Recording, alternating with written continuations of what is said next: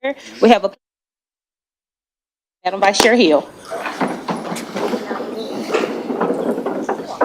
I pledge allegiance to the flag of the United States of America and to the republic for which it stands, one nation, under God, indivisible, with liberty and justice for all. Move the agenda, Madam Chair. All right, thank you so much. Council, we did have a special presentation for today, but it requires a little more planning, so we'll circle back with Councilwoman Coonrod regarding that proclamation for World Pancreatic Cancer Day. Can I get approval on the minutes? All right, minutes stand without objection. All right, council, we will take a look at our agenda for today. In regards to our next week's proposed agenda, we don't have one because we will not be meeting next week, so that we'll have time to celebrate the Thanksgiving holiday. So again, there's no city council meeting next week. So if you have questions about the agenda, please hit your light. Ordinances under final reading, Public Works. Any questions or comments? Okay. Ordinances under first reading, under legal. Any comments or questions? Right. Planning items, first reading. Any comments or questions? All right, Madam Vice Chair Hill, followed by Councilman Henderson. Thank you, Madam Chair. Item D is a rezoning request for 506 and 508 Ashland Terrace in District 2. And last week during agenda session, or during planning and zoning, I asked some questions about conditions. Having worked with Karen with RPA, I feel very comfortable with the conditions as they are currently stated. I will not be making an amendment to that item. All right. Thank you. Thank you, Madam Vice Chair. Councilman Henderson. Thank you, Madam Chair. Item B, is there anybody here from Weiss Construction? Planning item 2023-0116. Okay, I didn't think so. That is a rezoning request that we have deferred a couple of times. I know there are some people here from the neighborhood that are in objection to this, and my plan is to defer this for another month until our December planning or zoning meeting. And in December, we'll hear this case, ready or not. And I know there's been a lot of sort of moving pieces to this that we've tried to work out and bring to the neighborhood, but we will hear this in December. So those of you that are in opposition from the neighborhood, I'll defer that. I'll request or make a motion that it be deferred this afternoon, and then we will hear this in December at our regular second Tuesday in December. Thank you, Madam Chair. All right, thank you, Councilman Henderson. All right, council, if you continue to look at your agenda for this evening, planning items under first reading. Any additional comments or questions? Comment for item I, which is in District 7, we will be reading planning version number 2. Right. Under resolutions, any comments or questions? We have economic development, parks and outdoors, planning, public works, and wastewater. Any comments or questions? All right. Council, if you will take a look at your purchases, I believe we have one purchase and one renewal. Any comments or questions? Okay. All right, if you will take a look at future considerations, our three-week look ahead. Any comments or questions, please hit your light. Okay. Not seeing any. We do have some departmental reports today. We have the library quarterly report. We have a Parks and Public Works Committee chaired by Councilman Hester. Then we also have our HR committee chaired by Councilwoman Coonrod. And then we have an attorney-client as well. Yes, ma'am. All right. And with that, we will go ahead and, I'm sorry, Madam Vice Chair. Thank you. Thank you, Madam Chair. I sent a potential ordinance to the Legislative Committee on Tuesday evening last week, so I would like to request that we move that into the system. It's an ordinance related to multimodal transportation, specific to changing some language around skates, rollerblades, monowheels, items of that nature. All right, thank you so much. We'll get that out and look to hear from Councilman Smith in just a second. Councilwoman Coonrod? Thank you, Chair, and thank you, Vice Chairwoman, for introducing that legislation. But under the wastewater J, the resolution number 27155, if someone will email council out of updated consent decree orders, because I know I had several in my district that, that Shalford Road area and some other areas, I'm not sure if my colleagues will be concerned about theirs, where we are on the completion of them, please. Thank you. All right. All right, Jermaine, did you have any comments? Or Mark? I'm not sure I understood the question. You're talking about particular projects? The consent, yes, the projects that's remaining, like have we what we have completed and because you asking for an extension on it. And so, Sure, well, I'm sure. interested for my district, the ones that have been completed, when will they be completed? If they haven't been Right. completed, because it's some that's should have been done back in 2018. So the projects that we're talking about are, this extension is to allow us more time for the consent decree. And it has to do with one particular project, the E2I2 project, that is already underway. It doesn't delay any of the projects that we're already working on. So this is not a particular contract. It's not a particular Right. project in a given district. This is all encompassing for the entire consent decree. And this has been in the works with the United States Environmental Protection Agency for several years. And we finally got the language right for them to get it approved. So it's not an extension to delay anything. It's actually an extension to give us more time to comply with the federal government. Okay, thank you. Yeah, sure. But my ask again is, will you email us Yeah. the projects that's dealing with consent decree, where we are with each project, and when would they be expected to be completed? I understand what the resolution I see. Okay, I'm sorry. I means, but- misunderstood. Yeah. No problem. I could have maybe needed to exchange out a word or two, and that may, I'll own that, but just if, I want to know for my district, if you want to just send me mines where we are, when it'll be completed, because there's some stuff that I know should have Yeah. been completed that hadn't been completed. We will get you an Yeah. update. Thank you. Yes. I appreciate you. Yeah, no problem. Thank you. Okay. Thank you, Councilwoman Coonrod. Councilman Smith? Thank you, Madam Chair. In reference to the legislation that was mentioned earlier that I had received from Councilwoman Hill, I was going to request if we can have that legislative committee meeting in 2 weeks, since we're not meeting next week, if that would be all right with you, Madam Chair? That would be just fine for Tuesday, November 28th. Yes, ma'am. All right. Is that okay? Thank you very Great. That Thank you. works. Thank you. And we'll get that out to the council for review as well. Thank you. All right, thank you. All right, again, we have committee reports, committee and departmental reports, the library quarterly report, Parks and Public Works, and then, of course, our HR committee and an attorney-client prior to our recess. So with that, we will have any other comments or questions from council? All right, we will go ahead with our library quarterly report, which I'm sure is no more than 10 minutes. I'll do my best.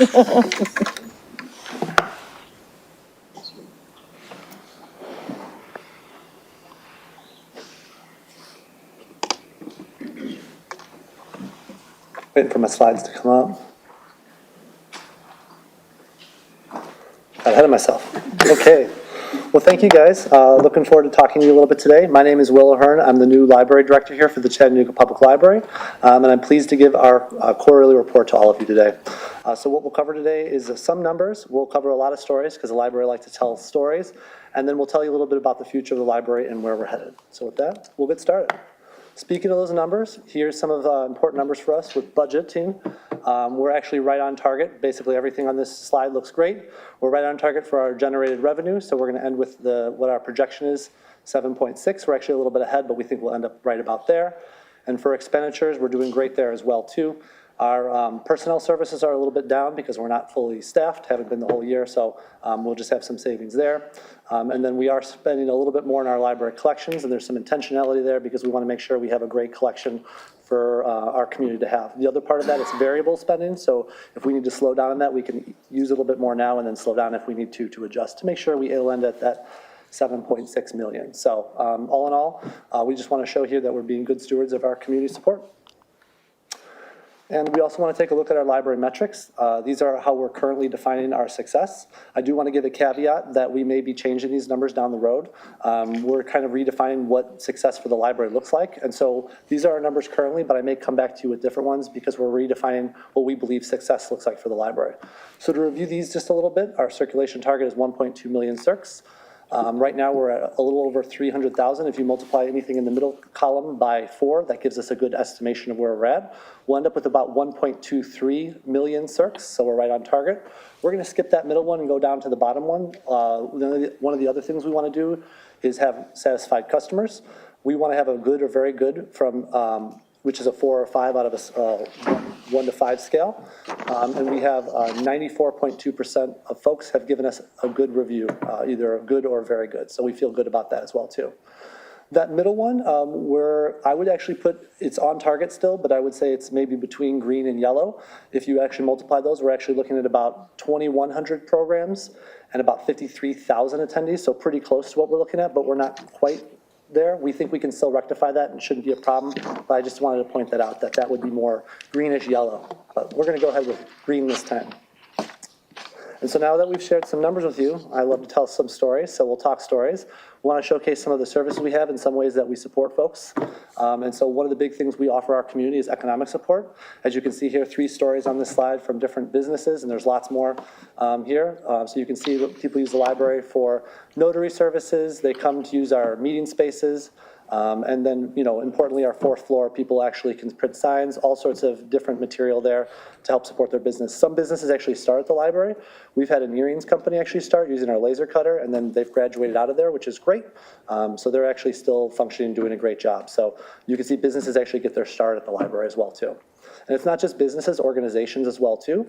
So we actually have teachers come in and laminate lots of material, and they've printed all their signs and laminated for the whole year, and it saved them actually hundreds of dollars, the school district hundreds of dollars. So that's great. And it's not just about organizations, it's also about individuals as well, too.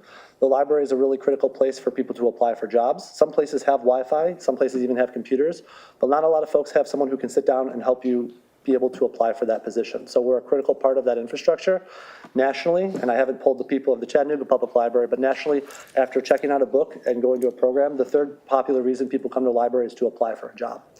And so we have our folks can sit down and help you out a little bit with that, and oftentimes the only thing between getting a person a job is that computer literacy, because we all know paper and pen applications are kind of going by the wayside. We also want to mention our support for early literacy. That's something I think we really hang our head on. It's one of our most important services, if not our most important service. You can see a great picture here of a story time, and they're all having a great time doing it. And while it looks like it is a lot of fun and it looks pretty simple, it's actually very complex.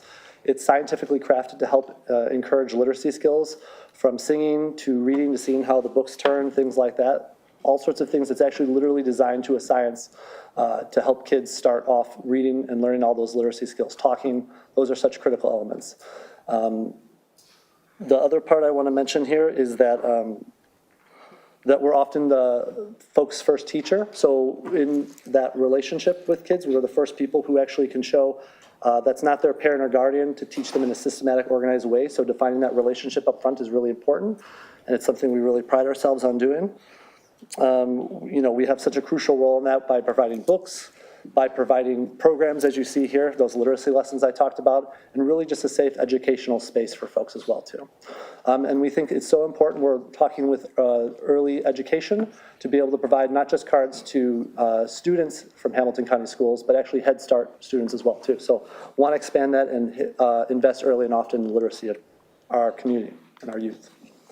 Speaking of that, speaking of those cards, as you may know, Hamilton County students and teachers now included all get cards at no cost. So we're really pleased about that, because we want everyone to come on in and understand how the library can help support them.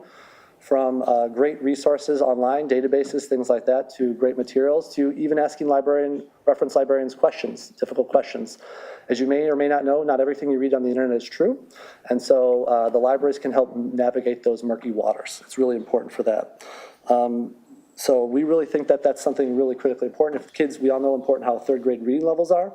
So if we help kids early, support them throughout their journey there, that will help them with higher education, job success, and then life success down the road. So some of that success actually starts, we believe, at the library. And one of the favorite parts, one of the things we've heard from teachers, they're actually coming and doing orientations at the library. So no teachers for Hamilton County Schools are coming to the library to understand all the resources we have available. And we're hearing time after time again how it's one of their favorite things that they're seeing all the different things. And they're surprised by the plethora of things we have available for everybody. And so now you've heard a couple stories, a couple areas we've highlighted, important areas we support in the community. I want to talk to you a little bit about the future of the library, where we're headed. You may have seen us out in the community more, and you're going to continue to see us more. We're really going to put our shoulder behind there and get out in the community. We think every Chattanoogan deserves a chance to be able to see all the wonderful resources and experience firsthand all that we have to offer. So we're going to be going out and of the library more and more. We believe the library is a community concept, not just a building, but a place where people get equitable access throughout our community. And so we want to make sure we go throughout the community in different places. So one of our goals for this year is to do an outreach in every single one of your districts. We already have that all planned. We almost have all of those completed, but we still have a couple more to go. So that's one of the things we want to really break down, those geographic barriers to get out and meet people where they're at. And in that same vein, we actually are setting up library lockers. So if you're not aware what those are, they're basically like an Amazon locker where you scan your card, door will pop open, your books you put on hold will be in there. Check them out, have them for your time, and then you can actually bring them back to that location. There'll be drop boxes there. So you can get all those resources from the library without having to go to them. And we're even looking at doing some pop-up programming there. So now, while it's not a full-service library, everyone again can get the full plethora of services the library has to offer. So we're looking at that at the Eastdale Community Center. Thank you, Councilwoman Coonrod, for your support there. Lookout Valley and Heritage House Park as well. So those are the three locations you'll see those. Looking forward to that. We also think the future of the library is going to be partnerships, working with other organizations. We talked about metrics earlier. We looked at our metrics. We think the library is a great support mechanism, as you've heard throughout this presentation. So we want to make sure, we think Chattanooga is better when we all work together and we help other organizations accomplish their goals. So that's kind of where the library is headed, and we want to reach out. There's a great example up here. One of my favorite examples is working with La Paz, Hamilton County Schools, and Chattanooga 2.0 for Roads to Reading, where we actually are working with them to help promote Guatemalans' rich heritage of language. They actually speak Mayan. That's something I learned when I was here, and I'd love to hear that. And we're working with a local company to potentially bring even Vox Books, which is locally made, which will actually speak and read itself aloud to folks in Mayan, their native language. So looking forward to that. Hopefully we can get that accomplished as well, too. And then the future of the library is also going to be about access. You may know the library checks out books, but what you may not know is we check out lots more other things than books as well, too. We have a full tool library, so shovels, rakes, which are, believe it or not, are very popular right now, and pressure washer, which is popular all year round. We also have a seed library, so everyone can have access to healthy, fresh food and be able to garden. We have a noise closet where you can actually check out musical instruments as well, too. So it's important that we build on that collection. We're looking at adding things like camping gear, baking pans, and educational toys to that as well in the future. And it's not just those things, but experiences we want to give people. We think every Chattanoogan deserves to participate in the rich cultural amenities we have in our community here. So if you go to any library location, you can check out passes to the zoo, Hunter Museum, Children's Discovery Museum, and more than that. And so again, everyone, we want to make sure we can offer that to every person. We're looking to expand that more because we think, again, it's just not about things, but sharing experiences with people. They wouldn't have a chance to do that without the library. And last but not least, we want to remove obstacles to use. Our goal is to make the library as easy for people to use as possible. We want to take a look at things like, and I don't have an answer for this, but I say one thing we're taking a look at is how we can address parking downtown. We've heard that. I've heard that loud and clear in my 3 months here. So it's something we want to look at. If you have any ideas, I'm all ears. But we're looking at that. We're also looking at fines, how that impacts people, particularly lower socioeconomic individuals, and how that potentially prevents them using the library. Our buildings, our policies, our procedures, pretty much everything. We want to make sure the library is easy as possible for people to use. And so we think, like you can see, by going out and meeting them where they're at, that's reducing that geographical boundary. So, and told you a little bit about numbers, shared some stories with you guys. and then told you about the future of the library. I do want to just thank you guys. I know I've met with a number of you already. I really appreciate that. You guys are subject matter experts in your district, and we really need your help and support to understand how we can make an even bigger impact in those districts and serve your communities. We're all working together, all of us, towards serving Chattanooga. And if you haven't met with me, I'd love to sit down and talk with you a little bit about how we can work together better to make our community an even better place and how the library can be a part of that. So thank you guys. I appreciate your time. Hopefully I got it around 10 minutes, not too long. And I just want to thank you and look forward to working with you more in the future. Right, thank you so much. And we do have must have been interesting because we got a lot of questions here. So thank you for the presentation. Madam Vice Chair Hill. Thank you, Madam Chair. Will, I appreciate this presentation and your thoughtfulness about here are the metrics that we're following now, but we're open to looking at what really is success for the Chattanooga library system. The quote that you shared from one of the patrons that, quote, one of the things that the library is one of the things I love most about Chattanooga resonates with me. I represent the people of District 2, and District 2 cares a whole heck of a lot about the library and loves the library, and I personally spend as much time there as I possibly can. Today, I only got to do a book drop-off, but, you know. I appreciate what you're doing with putting in the book locker, and I thought Councilwoman Coonrod's idea about that with ARPA funds was brilliant. I would like to see further expansion of that into more of our community centers. I think that there could be a really symbiotic relationship there where we have community centers that are underutilized, we have areas that have obstacles to access. I think that the Francis Wyatt Community Center could be greatly improved if it had a book locker where people would have cause to come in and out of that building to get books. Another thing I just want you to always keep in your mind until y'all have really figured out how we might approach it is adult literacy. You know, third grade literacy is one thing, but when you're 35 and you don't quite have all the skills you need, it makes that job application harder, it makes success harder, and we need to think about, as a community, how do we encourage our grown-ups to be lifelong learners, especially as it relates to improving our reading and comprehension skills. That's all. Thank you very much. Thank you. All right, thank you, Madam Vice Chair. Councilman Henderson. Thank you, Madam Chair. Will, first of all, I want to thank you for coming and giving us this quarterly report.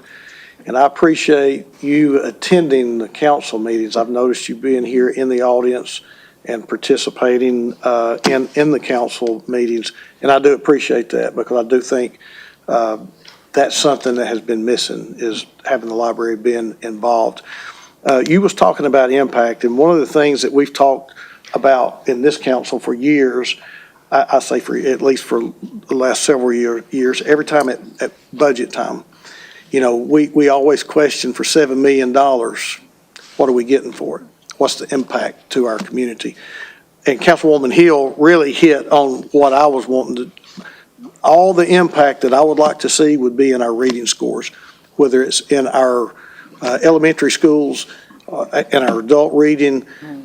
When I think about $7 million and the impact it could have on a community, I can't think of a greater impact that it could have than affecting our reading scores, particularly in the schools. And I'm glad they're partnering with the Hamilton County school system, and I hope that we can expand that.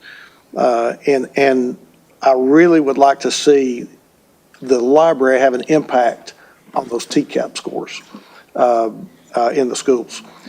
The second thing that I would like for us to concentrate on is what we're going to do with that building. Mm-hmm. That to me is such a valuable building, a piece of real estate that I believe is underutilized. And I'm not saying that the library is doing a poor job, you know, utilizing. I'm just saying it is underutilized when I think about the value that that piece of property has in the city of Chattanooga. So I appreciate you reaching out to me about setting up a meeting. I will do that. But I would certainly like to see that building used in a more impactful way than what it's being used right now. Thank you. All right, thank you, Councilman Henderson. Councilman Ledford. Thank you, Madam Chair. Will, you and I have had a little more time together with my role on the committee that was looking for you. So I appreciate the opportunity to get to know you ahead of time and coming in this role, sitting down and talking with you. As you know, I do frequent the library. And our conversations, I want to say a big thank you for thinking about zip code 37421. I think we have embedded into the mind of anybody at the library that East Brainerd is out there. And I'm very excited for you putting in the lockers. I think that's a start, but I think we have a lot more, obviously, work to do in the near future. But I think you're committed to it. And I think that is awesome because we have a lot of people that live in the East Brainerd area, in case you haven't noticed. And Absolutely. we need our library and we need those resources. And I'm very happy that you are giving us our attention. And I thank you very much for this report, and thanks for, and again, yeah, Councilman, you're right. I've noticed you in the meetings. You're paying attention and you're listening to us. And I'm telling you, we say things because people say things to us all the time. And I appreciate you being here and listening. I think it's very important, so. Thank you. Great, thanks. Thank you, Madam Chair. Thank you, Councilman Ledford. Councilwoman Coonrod. Thank you, Chairwoman. Thank you again for presenting this. I haven't had the opportunity to meet with you, but I'll make sure to get it on my calendar. You know, life has happened for me this I year. understand. But I'm one that uses the library with my granddaughter Peyton, and you'll meet her eventually. But it's a safe space, and every time that I'm dropping her off, because I need babysitting, but it's other kids there, that have been dropped off, and you all have been the caretakers for not just Peyton, but for every kid. And when I think about the students or children that's coming from the west side, like, they bypass our community center to go to the public library. And it's so many, different programs that they can get involved in. They have access to different things that they don't even provide at our schools. And I know, literacy is very important. And I'm appreciative that we're gonna have the lockers that's gonna be at Eastdale. So, because transportation stopped for us at 6:00. So people can still be able to access, getting books, turning their books in. But what I do see that you all are great at, because I hear Chip talking about how can you make an impact with the TCAP schools. And from what I see, I think you're doing it. Because you have, and if anybody got kids that go there, they have time where they carve out the help with the homework. And they got a limited staff, but they're helping with homework. They got different programs set up on the computers that mimic what they already do in schools. They're tutoring them. They have the study space. They have the resources that they can connect to, not just at our library, but they can actually go online and they can access the resources. They can do that at home. So that's a parent thing, that the parents should be coached that, hey, these resources are available. So they have the access to the educational, opportunities that the library have to offer. I'm not sure if we send out a email blast to the different schools and say, hey, this is available for you. You can go online. You can access these services. They also got books and different stuff that can help them with test preparation, ACTs and, all that kind of stuff. If you want to be a real estate agent, you can go down there and you can get that book. If you want to be a lawyer, you could go and you could take. So it's all kind of stuff that we have. I think that just knowing about the resources and how valuable that our library is, like, that's the issue. And we say that a lot from on council, but it's only so much reach that we're gonna have. So we're depending on constituents like you all to share the information. We can publicize it on newsletters and things like that. But I believe the expectations that we put on certain departments, it's like, okay, we're doing all we can, but we need the parents. It's important to us, but it's got to also be important to the parent. So again, I'm appreciative of what you guys are doing in our communities all over, not just the downtown branch. You got the Eastgate branch, you got the North. I go to all of them. And especially when you have the book sales, I go and try to rack up on as many as I can. But I love the presentation. Thank you for inserting All Goods Coffee Shop. That's in District 9. If you hadn't been, pull up. They on Glass Street. But the only part I hate about it, not really hate about it, but I'm really sad that you didn't get a quote from District 9. 'Cause I frequent the library just like everybody else, but I bring my grandkids. So again, thank you. All right. Thank you, Councilwoman Coonrod. Councilwoman Knoll. Thank you, Madam Chair. Hi, Will. How are you? Excellent. How about yourself? fabulous. And I just want to say hallelujah. So thankful for what you brought today. Appreciate it. And want to apologize that I did miss your email It's all good. in reference to the time, but I'm looking forward to having my one-on-one with you because I was really impressed what you just presented here today. So thank you very much for that. Thank you. I've got a list of things, so I'm going to bring them with me. Excellent. Okay, thank you, appreciate it. You're welcome. All right, thank you, Councilwoman Knoll. We will get through Councilman Hester and then come back to Madam Vice Chair Hill. I just want to thank you for your presentation, for what you're doing, and anytime we can stop the pipeline from school to prison, man, you're doing an excellent job. We keep up the good work, and I will we'll hook up first at invitation. Thank you. Perfect. Thank you. All right, thank you, Councilman Hester. Madam Vice Chair. Thank you. I just wanted to float an idea out there because of what Councilman Henderson said about the potential that is within the downtown branch building. And then also Councilwoman Coonrod bringing up the west side. I think it would be worth considering, might Chattanooga move its downtown branch into a new facility on the west side that would have a lot of people living around it, also have parking. I think it could be a win-win-win, and then the city and county would be able to consider a different use potentially for that downtown building. So, just an idea. All right, thank you, Madam Vice Chair. Definitely food for thought. All right, well, I don't see any more questions or comments. Thank you so much for your presentation. And unlike some of my colleagues, I was grateful to meet with you a few weeks ago. And I'm just excited about the work that you're doing, and I see a lot of the impact just in my neighborhood. So thank you so much. You're welcome. Thank you guys so much. Appreciate it. All right, next we will have our Parks and Public Works Committee meeting, followed by our Human Resource Committee meeting with Councilwoman Coonrod.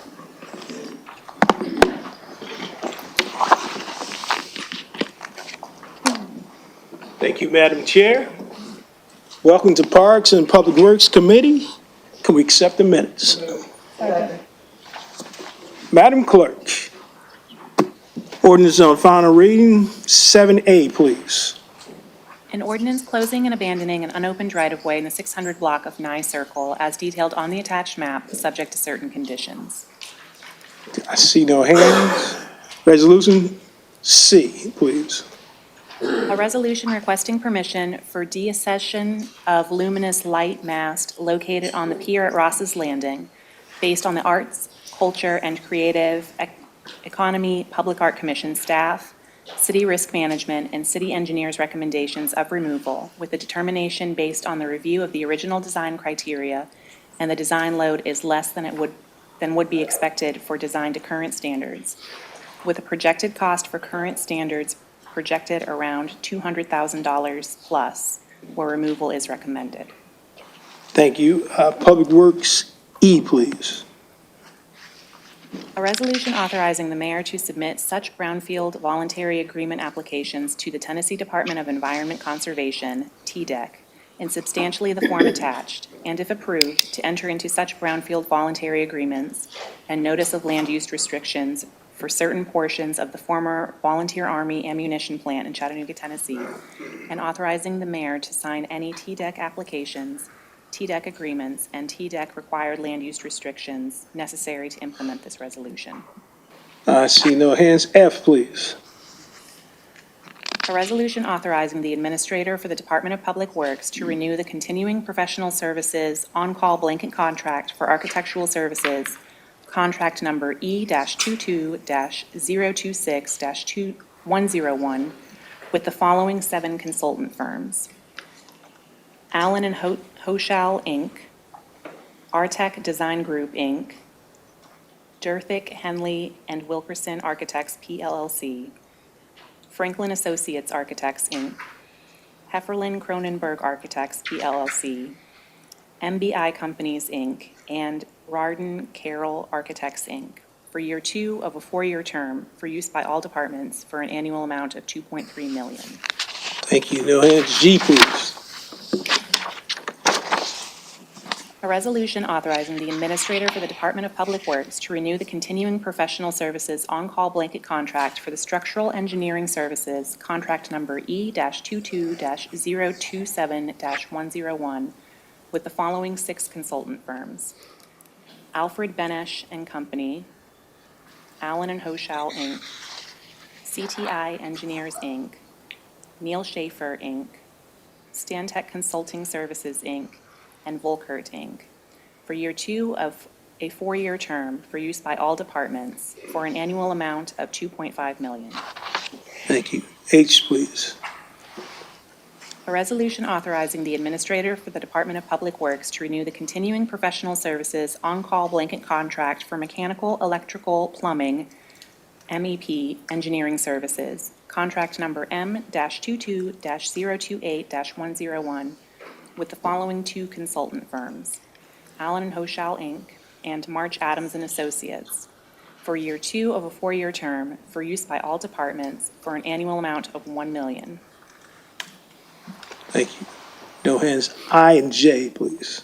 Item I, a resolution authorizing the administrator for the Department of Wastewater to renew the on-call blanket contract number W-22-006-201, sanitary sewer install and repair blanket contract for wastewater for year 2 of 4 with Tally Construction Company of Rossville, Georgia, for use by all departments for the annual amount of $4.5 million.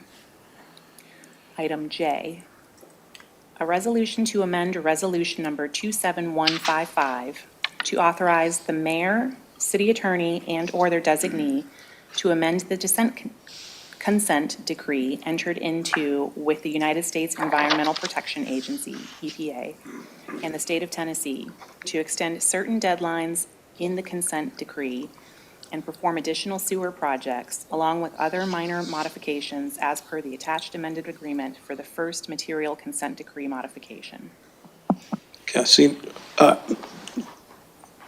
Ledford. Councilman Ledford, excuse me. Thank you, Mr. Chair. Is Mr. Payne with us? Oh, hiding over there, Bill. Item J, the resolution to modify the consent decree. Obviously, knowing there are multitudes and complexities with the current consent decree, can you give us any information if we're anticipating any penalties? And if so, what they might look like by amending the current consent decree? Yeah, we're not anticipating any penalties. There's nothing like that. This is, we've been working with the EPA for years to get this modification done. 10 years? Yeah. And Phil knows the whole history of it as well. So there, and I guess that my biggest question, obviously, I mean, you do everything in your power to operate under the consent decree, but Absolutely. they're not coming after us for massive penalties. No, there's nothing like that happening right now. This is all in partnership with the EPA. That's great news. Thank you. Sure. It's merely extending deadlines for us that will help us be in compliance. So Okay. that's what's involved. Very good. It needs to be signed by me and the mayor, I think, by tomorrow. So we're going to get it done. Correct. In lieu of a potential shutdown of the federal government, yes. Yeah, correct, yeah. Okay, thanks. Very important. I think very important to know. So, Thank you. thank you. You good, Councilman? Thank you, Chair. Councilwoman Coonrod. Thank you, Chair. Under the Department of Outdoor Parks, I just wanted to share that, I sent out an email to my colleagues with a disturbing video from 3 that was shared by a constituent. And outdoor people, Brian, he made a statement, which I'm thankful for the statement, but this is the behavior that we keep talking about, that communities, and this is why Black people are saying that they're afraid to come downtown because of certain behaviors displayed. Now, we can champion and shut down the wild, it'll be wild packed had it been a Chattanooga police officer, or it would have been a sheriff, but it was a security guard that's operating on a contract, that we're contracting with these people. I would have expected somebody else from administration to make a comment about it. I'm not sure if y'all saw the video or not, but somebody other than the mayor to come out and make a statement about it, like this is the type of behavior that we're not gonna continue to tolerate. And it is my hope that the contract is under evaluation. I know we hold the decision to say if we want this, contract to be terminated or not, but nothing has been said from administration about it, and it's just really, it just disturbs me. Because it was on our property, it was at our party. And, if we wanna be a city that we say that's one Chattanooga for all people, it don't matter what color you are, your socioeconomic background, then we need to make sure that we're mimicking that and we're actually being one Chattanooga. What happened, it was uncalled for, and it didn't feel like it was one Chattanooga, because not one thing was said. This was a black woman hanging out at our party with her kids on her son's birthday, and nobody said anything. But every time that it's something else happening, and the person is a non-black person, we can expect emails and all kind of, oh, well, we're not gonna tolerate this in our downtown community. I need that same heartfelt expressions when it comes to that. And it's just me, I'm gonna end it. If you wanna talk about it outside of the leaders' chambers, I'm cool with that. But, we need to be, black people need to be treated as they're a part of this city as well as anybody else. You good, Councilwoman? Just address it real quick. I'll just say that from this administration perspective, the behavior of the security guard was completely unacceptable. We are glad that SEI, the independent contractor who is providing those services, took the actions that it did. And we will review the contract with SEI. And we'll continue to work with council as needed on that contract. So thank you, Councilwoman, for bringing that forward. This concludes Parks and Public Works Committee. But I want to thank everybody that works with Parks and Public Works for what you do. You're the backbone of this city. Thank you.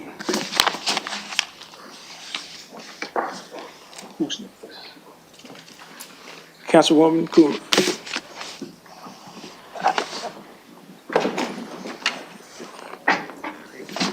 Did you want to make your announcement before I open up the HR committee? Did you announce what? Did you still want to make your announcement? I think we'll talk about that in tree. Okay. All right, can we get approval of the minutes, HR committee? Thank you, thank you. Second. Our city attorney have an announcement.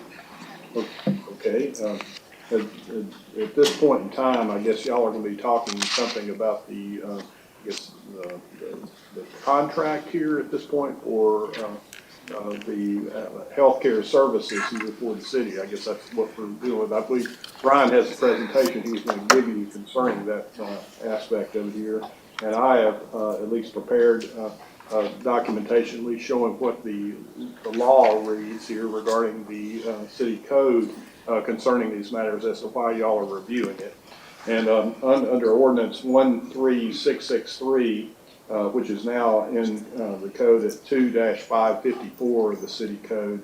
The last section in there, it just says the competitive seal proposal shall be made to the responsible proposer whose proposal the council determines is the most advantageous to the city, taking into consideration price and evaluation factors set out in the request for competitive seal proposals, and no other factor can be considered in the evaluation. So that is the ordinance that y'all adopted here previously in 2021 concerning how proposals are to be done. And in this matter, back in, I think it was March, y'all actually issued a request for proposals, and this request for proposal is now being reviewed at this time. And I believe Ryan can tell you a little bit about the information about he has and where it is in the process and the timeline. Okay, thank you. And if anybody on council feel as we need an attorney-client to really dive deeper into the proposals, then just let us know so we can make that happen. Yes, be glad to talk to you about it. Thank you, Phil. Yes, ma'am. All right. All right, I'll just wait a second for my slides to show up.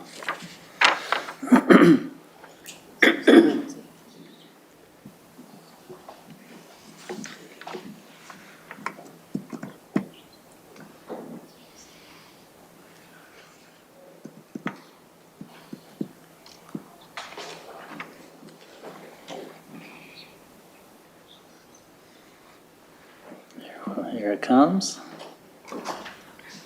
Thank y'all. All right. For those of you, I didn't put my name on here, but for those of you in the audience, my name's Ryan Ewalt. I am the Chief Operating Officer for the city.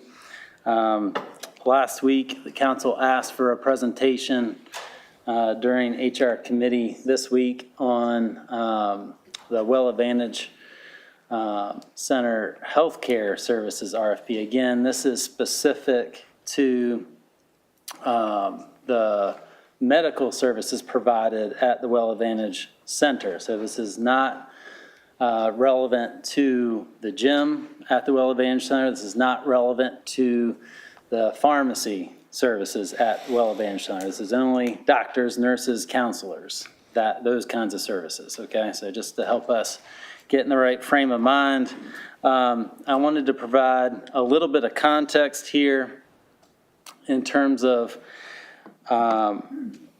what the participation has been like at our on-site clinic. I want to be very clear that, I'm sure many of y'all on council use the services at our on-site clinic.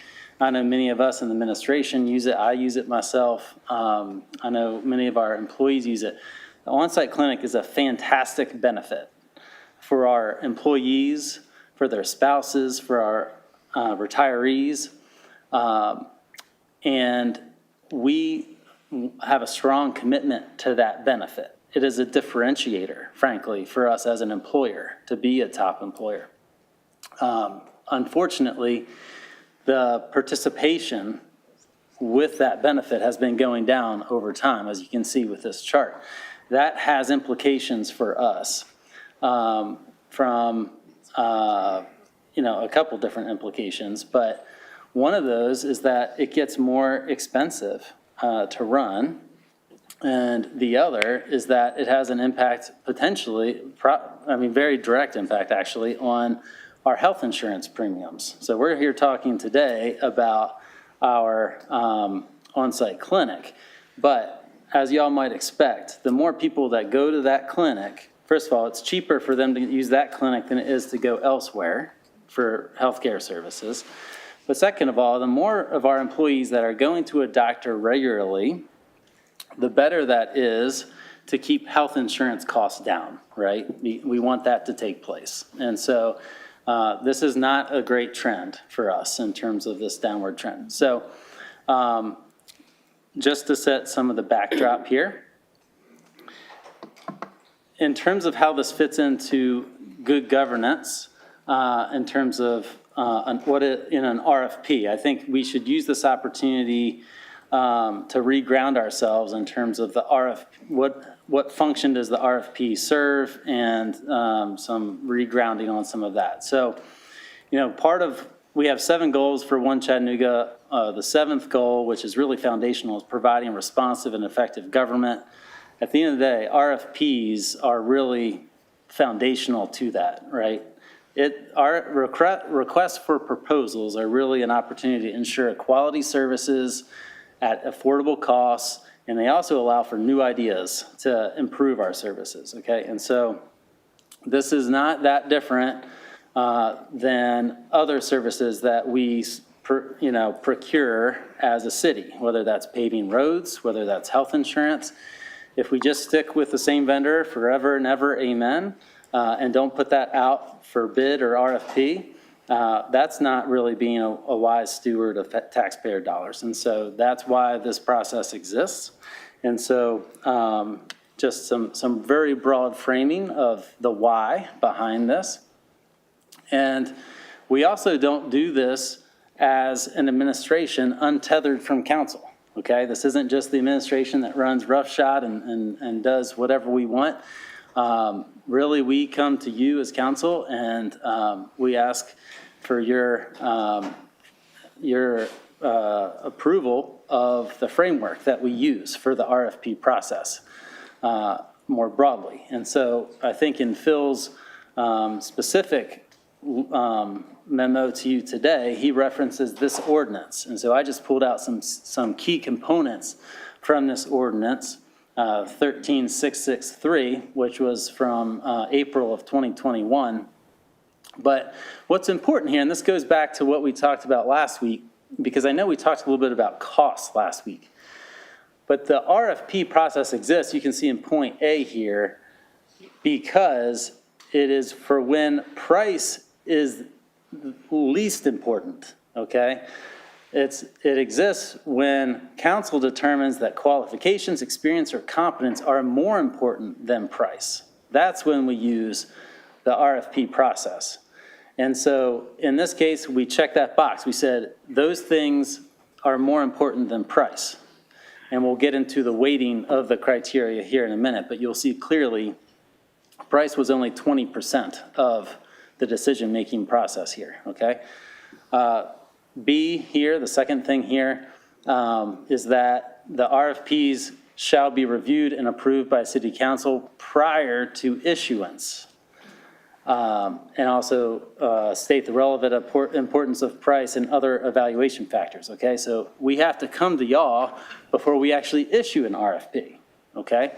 And again, this is in the presentation as well in a minute, but yes, we did that with this as well. It was, I had said March, but it was actually in April. So I got that a little bit off, but I'll show that to you here in a minute. So check that box. Point C here, and this goes back to what Phil was mentioning a minute ago, and this is important. RFPs, proposals, shall be open in a manner that avoids disclosure of contents to competing proposers during the negotiation. The proposals shall be open for public inspection after the intent to award the contract to a particular proposer is announced. Some fancy language there, but this comes down to where are we in the process? And when can we disclose all the information that is in each of the proposals, okay? And what this is saying is that we can do that, and again, I'm not a lawyer, so I'll let Phil kind of clarify where I misspeak. But my understanding from Phil and from our purchasing department is that we can only fully disclose all the contents of the proposals when we have an award notice. That is after we have a contract in place.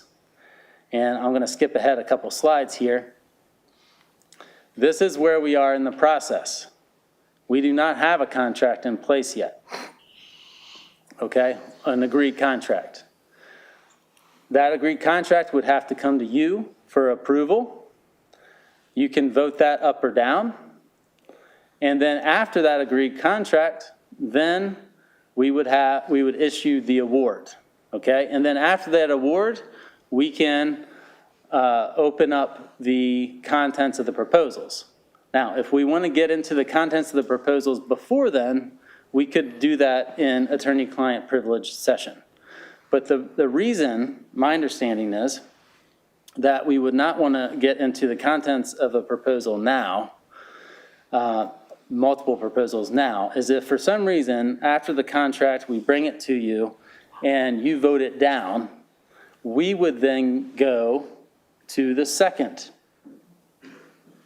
highest scorer and negotiate with them. And if we've already kind of exposed all of the information publicly, we are in a very weak negotiating position at that point with the second highest scorer, if that makes sense. So that's why my understanding is this is written the way that it is. So what we have laid out here in this presentation today is to try to explain as best I can where we are without getting into a ton of detail with each of the proposals, but to also clarify where misinformation has been provided to try to clarify some misinformation, okay? And if you need additional information, then I would ask that you call for attorney-client privilege session and that we can go into the greater detail at that time. I will also present some of the options that are in front of you as well as council.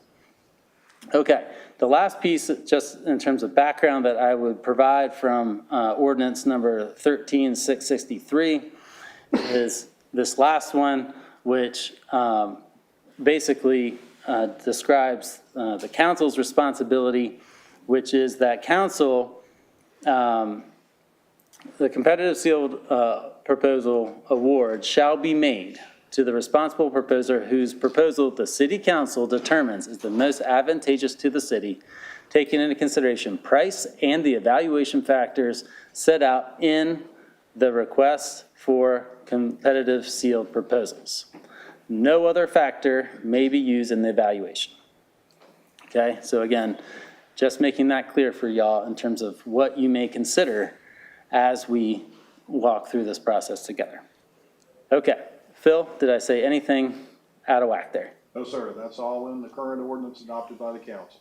Okay, again, I am not a lawyer, but I did stay at a Holiday Inn Express last night. Yes, sir. Okay, moving on.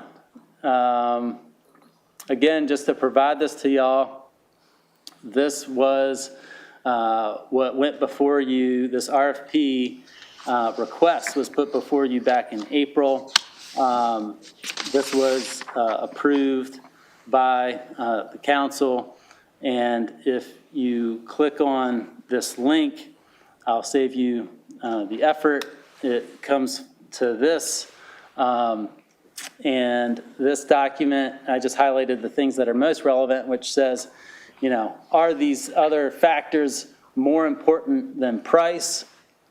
And the answer was yes, and here are the scoring criteria, weights, and just to blow that up a little bit bigger for y'all, here are the weights. Again, cost 20%, most important factors, competence, and experience, competence and approach to scope work, 50%. You can read the rest of the slide, but this is important because these were the weights that the RFP committee took when evaluating the proposals that came in front of them. The timeline, just to kind of go back through the timeline here. So that was approved by the council on April 18th. We received 7 proposals. Purchasing received 7 proposals as of July 28th. The committee scored the proposals between July 29th and August 24th. Then finalist presentations happened towards the end of September. And then final evaluations were complete by, let's see, it looks like October 18th. And at that point, a vendor was recommended based on those final evaluations. And then we could begin the new vendor contract negotiations and also if needed, an extension with Marathon Health. And the Marathon Health contract expiration happened on, original contract expiration happened on November 2nd. That was the same date we agreed to an extension for Marathon Health to allow us a little bit more time to work out the new vendor contract. And so right now, the Marathon Health contract extension that you approved last week is good through December 29th. So that's where we are right now. I wanted to provide this. This is a level of detail that we are comfortable providing at this point without attorney-client privilege. It essentially takes out the vendor names, takes out certainly the evaluators' names from the committee, but it gives you a sense of how the categories break down, the weighting applied, the different how averages are being applied here, and how the total scoring came out on the bottom here. So again, I would prefer not to get into who is who here. Once we get to the last slide, which is what options are available to you as council, what's important to know is that, once again, you would have a couple options available to you here. And one is obviously accepting whatever, the contract that we work out with the top scoring vendor. If you don't want to do that, then another option would be to essentially reject the top scoring vendor, and we would go with the second scoring vendor. The other option would be to throw out all of the vendors and for us to start the process over again, right? So those are options. We can talk through a little bit more in a minute. Let me come back to this. Well, I'll go ahead and go through it now. I did want to make it clear, without getting into too many specifics, I think a lot of folks that are concerned about change, just in general. And there's a lot of, well, we're going to lose who we have. So I did want to take a minute, without getting into too many specifics and names of vendors, just to lay out some of this in terms of the current vendor and the recommended new vendor. And so the question, I'll start on the left-hand side, will we lose what we have? And, I would say mostly no. It is the same staffing model. The RFP asked for the same staffing model, same number of nurses, same number of doctors, same number of counselors. It would be the same base services. We did ask, there's this question about, will I be able to keep my same doctor? That's always a concern, right? We've asked the new vendor to interview all staff who want to stay. Can we ensure that the new vendor keeps them all? No, that's the new vendor's sole decision, right?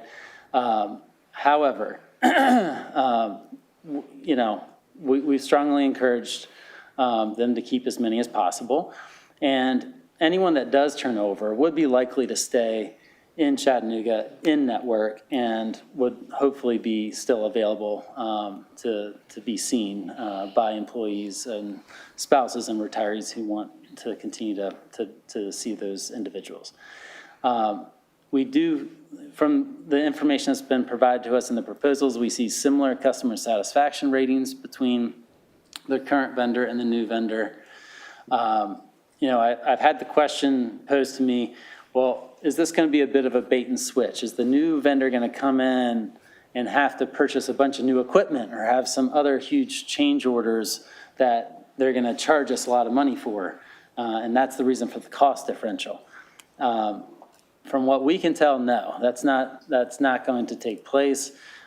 We already own the major equipment that's in the Well Advantage Center. The current vendor does not own the equipment.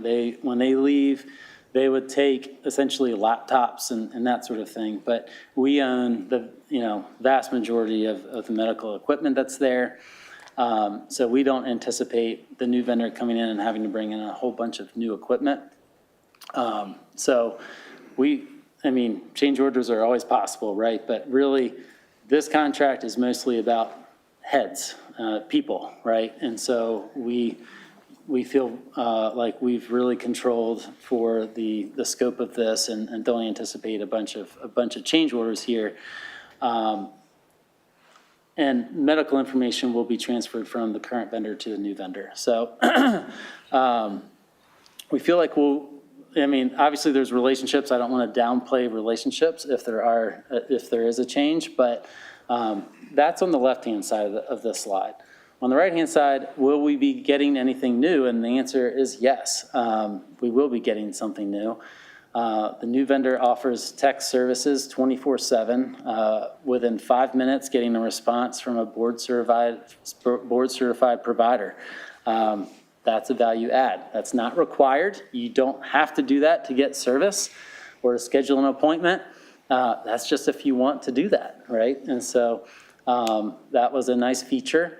The new vendor would provide an increased focus on behavioral health. So they're, really having a nurse practitioner who can write prescriptions, focus on behavioral health, where the current vendor does not have that, increasing from 2 counselors focused on behavioral health to 4 counselors focused on it. Having a physical therapist that can be 100% dedicated to rehabilitation. And the new vendor is locally based and supports other large local employers, which, we feel good about. So those are some things I did want to mention without getting into too many details of the proposal.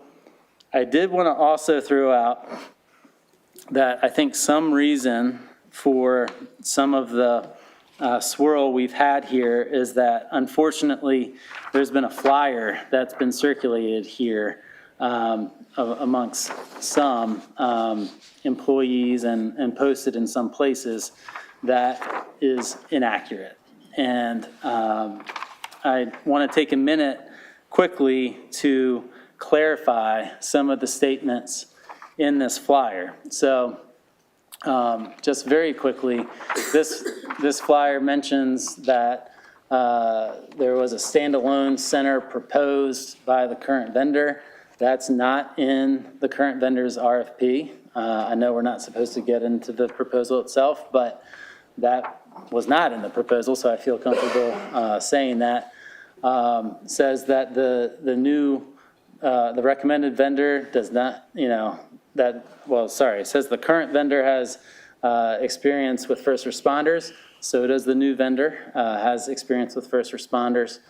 I think something that was really disturbing was the cost comparison, saying that there was, $100,000 difference between the two. There was actually $1.5 million difference between the two, which was a very, very different representation of the facts here. On the right-hand side, it talks about how it says there will be no doctor in the building. That's not true. The new vendor RFP, again, I'd rather not get into the proposal, but I do need to clarify the facts here, where the new vendor's RFP did include an on-site doctor.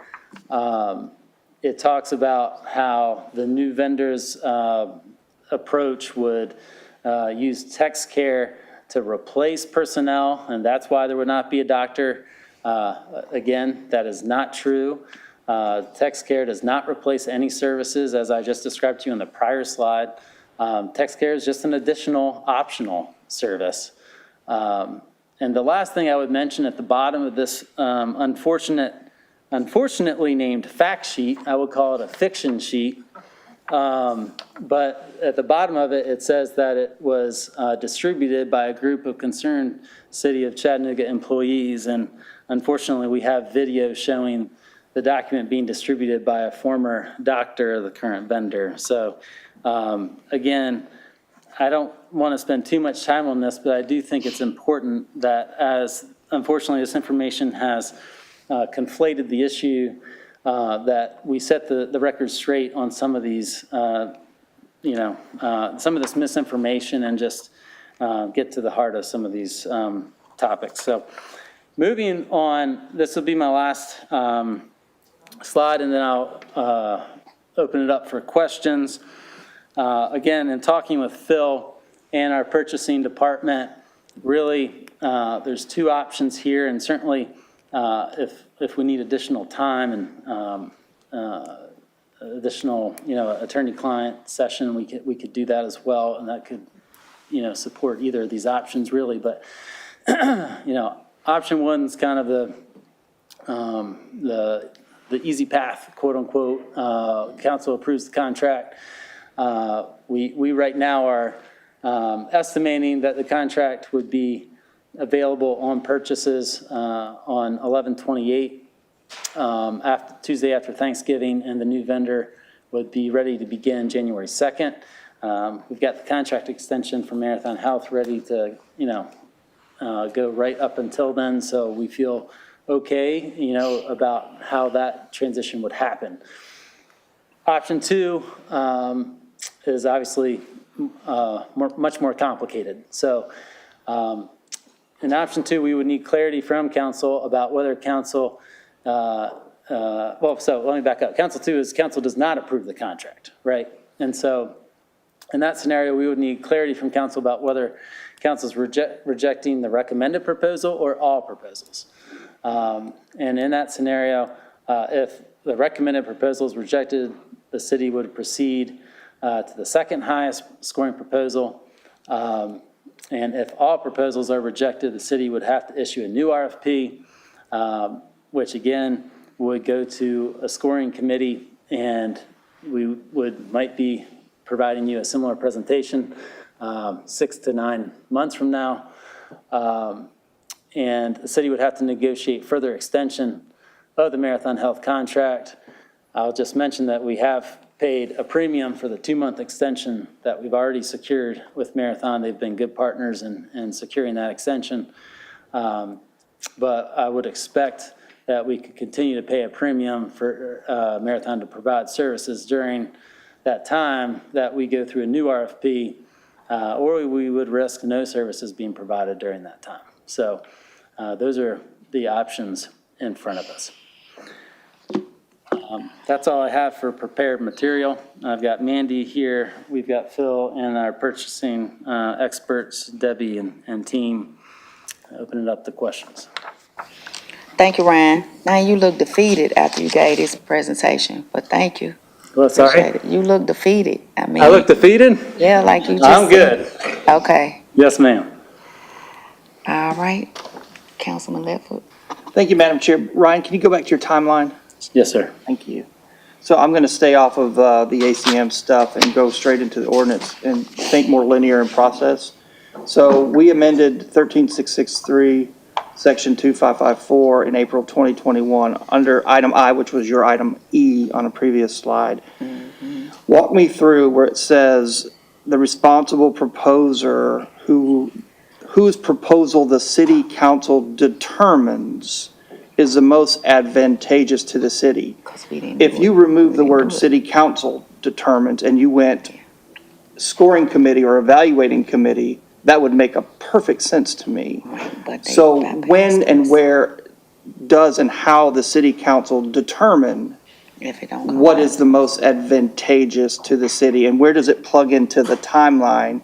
Does that make sense? Sure, yeah, and this, I might somewhat get thoughts from Phil and Debbie here as well, but, I think that the way this typically works, let's zoom out from this particular scenario, right?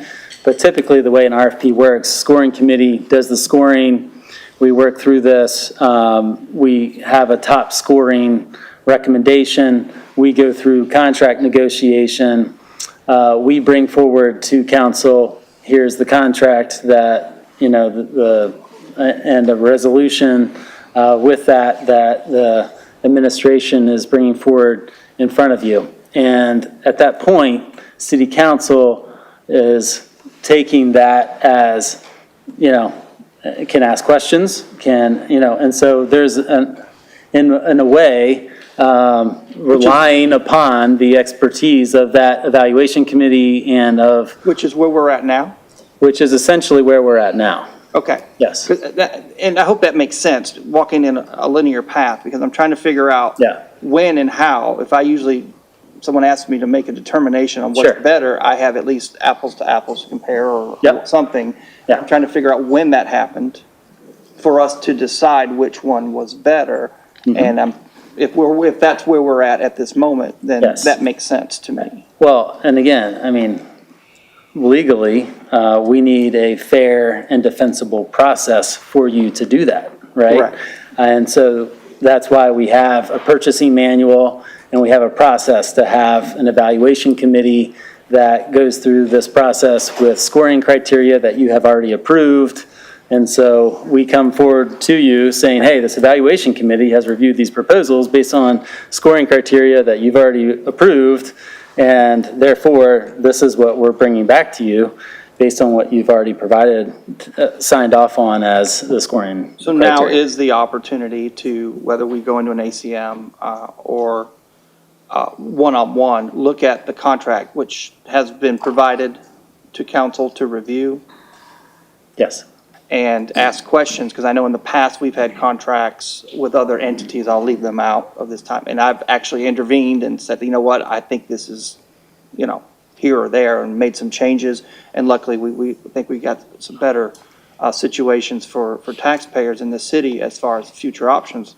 But if we're interpreting item I, your item E, then this is the time right now for us to have that discussion. Yes, I mean, we would put on the agenda when we have the contract ready, right? We would, I believe, Phil, have on purchases would be the contract, and on the agenda would be a resolution. Yes. And so there would be the debate about, well, what about this, how about that? And we could take that into attorney-client session if we Do you need to. normally present the contract to council on something of such a magnitude? I mean, I've looked through them because I should have been a lawyer, but I didn't. Maybe I should have stayed at a Holiday Inn Express. I didn't do that either. So, but this, obviously, this fascinates me on how the language is written and interpreted, and what's good for the city, what's not good for the city, and personal experiences and whatnot. So I do find this fascinating. But when do you present the options to council? As a whole, individually, are they sent? That's what I'm trying to put into the linear stepping. We bring the You bring we recommend this. We bring the recommended vendor's contract and resolution. And is the contract attached? That's what I'm going for. Is it always attached or presented to this group as a whole? Or is it presented to us individually through our links in our agenda? Is the full contract available for us to review? Here's my point, Ryan. Yeah. If the contract is not there for us to review, how can we determine the most advantageous to the city? That's fair. Is that fair? I Okay, assume, let us take that. I have Okay. to go and check. Yeah, it's a Okay. good question. Does that make sense, though? Yeah, it makes Okay. perfect sense. And I'll stop there. Thank you, Madam Chair. Great question, Slipper. Councilman Henderson? Thank you, Madam Chair. So, Ryan, and I think it really has probably in the same track that Councilman Ledford was referring to. If I'm going to switch a vendor that has a 98.2 satisfaction rate, I got to have a darn good reason. Because I'm getting a lot of emails and phone calls that are concerned about this switch. I haven't got any to say, hey, this looks like a good idea, go for it. They're all concerned about the switch. And I guess my concern is that if Marathon was bidding 5 red apples, that 1-to-1 is bidding those same 5 red apples. And if there's an orange mixed in there or a green apple mixed in there, we need to know that. Because we need to know exactly what we're getting in, and right now we can't know that until sounds like we get a little further in the process. Or, sorry to interrupt, or we could have an attorney-client session and get into more granularity if you would like. Well, and I think, Madam Chair, I think that might be a good idea to have almost a work session in an attorney-client privilege, because in making a decision of this magnitude that affects so many in this city, all these employees, I think we need all the information in order to make that decision. It's always, in my line of work. Councilman, I just wanted to give you as much information as I could today. Yeah, I get it. Legally. Yeah, So, I get it. Yeah. The other thing that concerns me a little bit about the $1.5 million difference, I don't really have a baseline of what I think this should cost, but in my line of work, if 4 companies are bidding a project and you see 3 of them clumped together fairly close and when somebody's way off, usually means they've left something out, and they get the contract and then they don't worry too much about it because they're going to make it up later with change orders. So what I want to make sure is that's not happening here. And a lot of it is just, I guess, me being a little skeptical of that. The other thing, I guess, that I would like to know is, we had it at the highest point, 53% participation. And then currently we're at 42%, which means there has been a decline. That seems odd to me with a 98% customer satisfaction rate. Do we have any idea why we think that trend is trending down? Have we done any investigation into why that may be? Because you sort of led with that, which kind of tells me that may be the crux of what this is all about. I think we have some thoughts on that, and I think that would be, I know, it sounds like we're going to have more time scheduled on this anyway, so maybe we could have some time to prepare. I think it would be good for us to go prepare some thoughts to provide to council around that, if that's fair. Okay. And you and I had a conversation about some allegations that were made that may or may not have gone on kind of as a part of this process. And you were going to check with the city auditor as to whether he could investigate and do a little investigation. The last thing I want to find out, after this is all said and done, was, well, there was something that went on that Absolutely. may have not looked quite right. Yes. We need to know that up front. Yeah, after you and I spoke, I asked the city auditor to ensure that this entire RFP process was conducted above board. And so he has started that investigation, and I asked him, that's his investigation, so I have zero influence over it, but I just said if there was any way he could complete that investigation before Thanksgiving or so, that would be fantastic. So Okay, great. I think he's working on that, and I think it should hopefully be done well before council has to consider, voting on the contract. Okay. Thank you, Ron. Yep. Thank you, Madam Chair. Thank you, Councilman Henderson. Vice Chair Hill. Thank you, Chairwoman. I too am concerned about the drop in usage of this benefit, because this is a key way for the city of Chattanooga to control healthcare costs. I would like to see us moving in an upward trajectory rapidly. Agree. And hopefully we can use carrots and not sticks. We will see health care costs increase if we see this usage continue to decrease, and that is not a sustainable path for anyone. I mean, that 100%. employees will have to pick up the cost for that. So I am hopeful that we can see some change, and we did set up this process as a council to have a very clear path of evaluating vendors fairly. My concern is how in the world somebody was able to put together a sheet full of lies that had just enough truthiness to be believed and change this conversation from a thorough vetting of 7 proposals. You guys, typically, we get 1, 2 proposals. Sometimes we have to put it back out to bid because we get 0 proposals. So if we had a thorough vetting of 7 proposals, I'm hopeful that the auditor can determine where something got shared out that should have been continued to be in a cone of confidentiality as this moved through the process, because this is a very frustrating place to find ourselves within a decision that is this important and impacts as many people.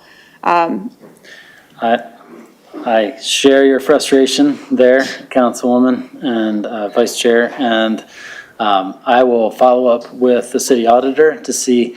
I want to make sure he completes the first part Certainly. of the request, because I think that's more on the critical path.